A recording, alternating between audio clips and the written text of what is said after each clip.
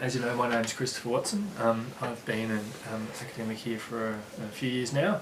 My area of interest is a field, sounds a little bit strange, called geodesy. And geodesy is the study of, I guess, the dynamics of the size and shape of the whole Earth. And one component of that is the tools that we use to measure how sea level is rising. So an area that I look at a lot is how we measure sea level rise and how we do that with satellites in particular. So I guess the thing that I can talk to you today about is kind of how you do that and how you make sure the accuracy is as good as possible so that we know what's happening with sea level rise around the globe.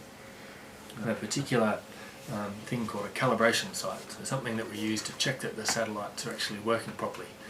And we do that just down here in Storm Bay, and in fact we've got data that's actually out at the moment. We've got gadgets in the water to do that, and we also do it up in Bass Strait, northwest of Burnie. So that sort of gives us a way of being able to check that the satellites are actually measuring accurately and that we're getting actually really reliable measurements of what's happening with the sea level. So does anyone know how much sea level is going up? It's like 10% or something. 10%, yeah. It's a pretty small number. So in terms of millimeters, it's like 3 millimeters a year. So I'm gonna trust you all. It's not much. So there's like a centimeter. So globally, it's like about 3 millimeters, which is pretty small. And you got to, you go to the beach and the waves are going up and down by huge amounts. Yet the sea level's rising on average about 3 millimeters per year. But the interesting thing about that is 3 millimeters in 1 year is then 6, and then 9.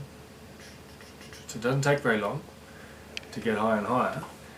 And that's the real risk with sea level rise, is that it's going to